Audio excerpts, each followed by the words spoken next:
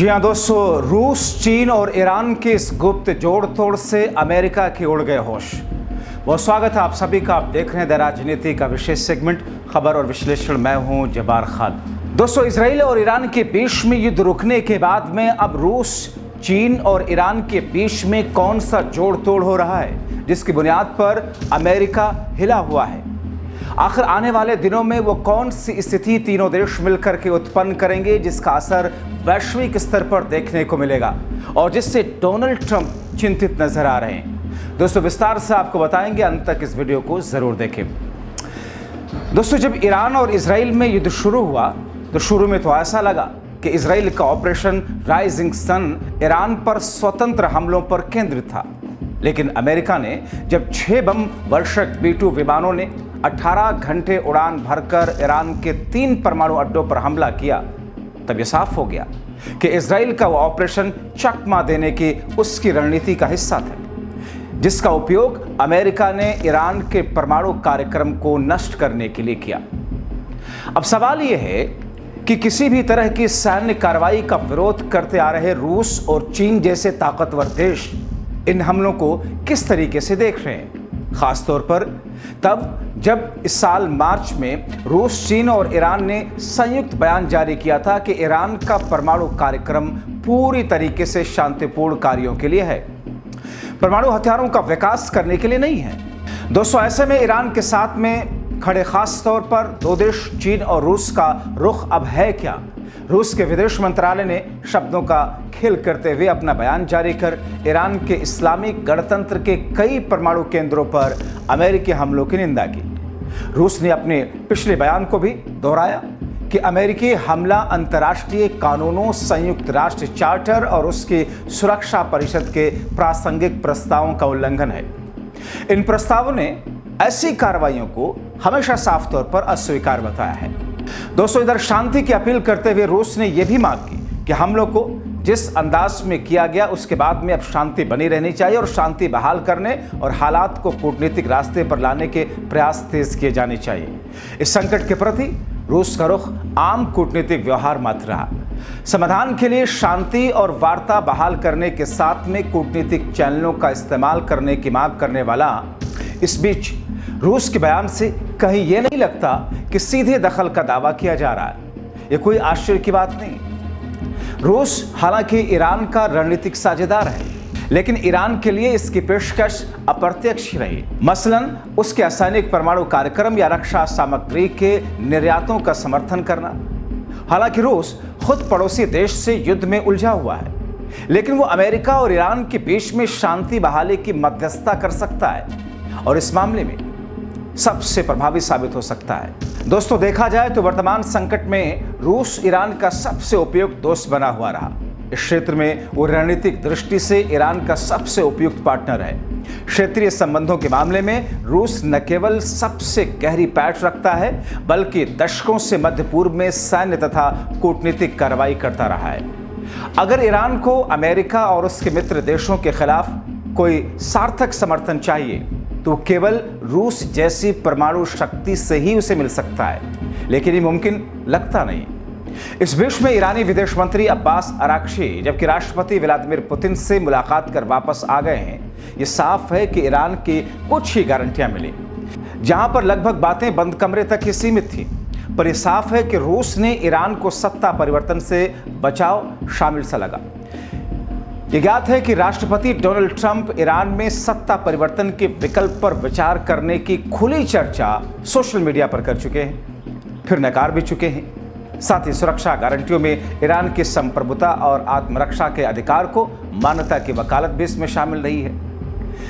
America और उसके मित्र देश की खातिर रूस ईरान से फिर से दावा करवा सकता है कि वो अपने परमाणु कार्यक्रमों को नए सिरे से अंतर्राष्ट्रीय निगरानी के तहत सीमा के अंदर रखेगा। अमेरिका और उसके मित्र देशों पर हमले नहीं करवाएगा। इस तरीके से ईरान को शायद ज्यादा क्षेत्रीय समर्थन हासिल हो सकेगा। शांति के लिए मध्यस्थता के अलावा रूस सैन्य तकनीकी सहयोगी की पेशकश कर सकता है, जिसमें ईरान की आधुनिक एयर डिफेंस सिस्टम को अपग्रेड करना, उपग्रह से निगरानी के डेटा के साझेदारी शामिल होगा, ताकि ईरान अमेरिकी सेना के गतिविधियों पर नजर रख सके या आसन्न हमलों का पता लगा सके और अंतरिक्ष से निगरानी को समर्थन उपलब्ध किया जा सके। लेकिन इस लड़ाई का रूस पर असर क्या पड़े, इसके लिए एक झटके से ज्यादा एक अवसर है। दुनिया भर में कच्चे तेल की कीमतें बढ़ी, तब रूस दुनिया भर को तेल का सबसे विश्वसनीय निर्यात बन सकता है।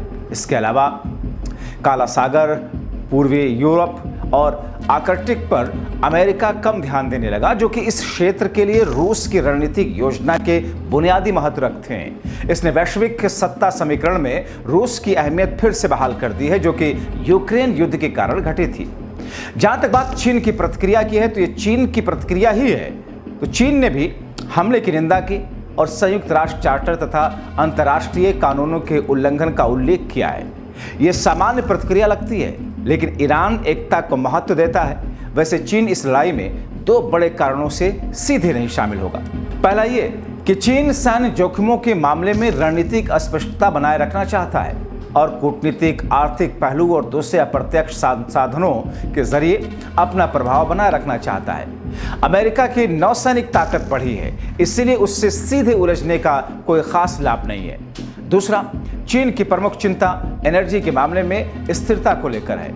खाड़ी की लड़ाई में सीधे शामिल होने से तेल का आयात खतरे में पड़ सकता है।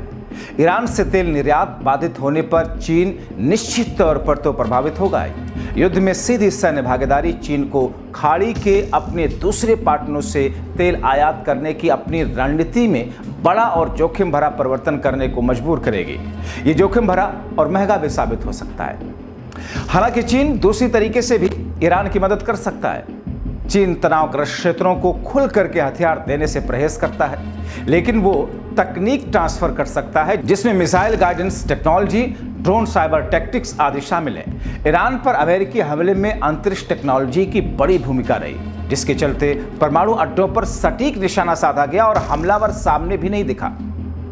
चीन ईरान को गुप्त रूप से सीमित अंतरिक्ष टेक्नोलॉजी की पेशकश कर सकता है और रूस भी इसकी पेशकश कर सकता है। दोस्तों, संयुक्त राष्ट्र सुरक्षा परिषद के स्थायी सदस्य होने के कारण रूस और चीन काफी कूटनीतिक प्रभाव रखते हैं, जिसका वो संयुक्त इस्तेमाल करके ईरान की पैरोकारी कर सकते हैं और संयुक्त राष्ट्र पर सार्थक कार्रवाई करने का दबाव डाल सकते हैं। ईरान की परमाणु महत्वाकांक्षाओं को कोई रियायत न देने के अमेरिकी के रुख के खिलाफ ये कूटनीतिक समर्थन कितना प्रभावी होगा, ये देखना बाकी है। दोस्तों, इधर रूस और चीन इस स्थिति में है कि संयुक्त राष्ट्र और अंतर्राष्ट्रीय परमाणु ऊर्जा एजेंसी जैसे बहुपक्षीय संस्थाओं के जरिए वैश्विक प्रयास का नेतृत्व कर सके।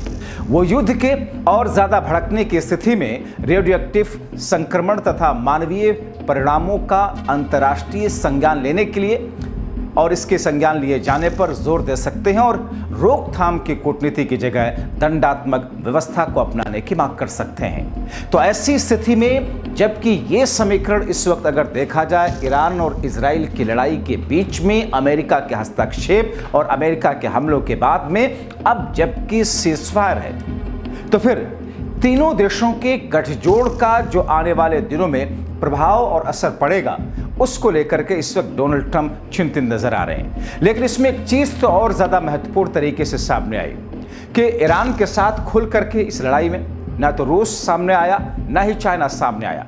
लेकिन लड़ाई के बंद होने के बाद में अब दोनों ही अपने स्ट्रैटेजिक तौर पर, स्ट्रैटेजिक पार्टनर के तौर पर ईरान का एक तरीके से बैकबोन बनने का दावा कर रहे हैं और दरअसल यही डोनाल्ड ट्रंप को चिंता में डाल रही है। तो फिर ऐसे में देखना होगा कि आखिर इस वक्त वैश्विक स्तर पर जो कुछ उथल पुथल चल रही है और जिस अंदाज में नाटो के अंदर डोनाल्ड ट्रंप ने जाकर के जो बयान दिया और उसके बाद में अब ईरान के साथ में डोनाल्ड ट्रंप जो नरमी बरतने के तेवर में दिखाई दे रहे थे, अब इस गठजोड़ के बाद में क्या उनकी स्ट्रैटेजी, उनकी रणनीति में किसी तरीके का कोई बदलाव होगा, ये देखना बहुत महत्वपूर्ण होगा।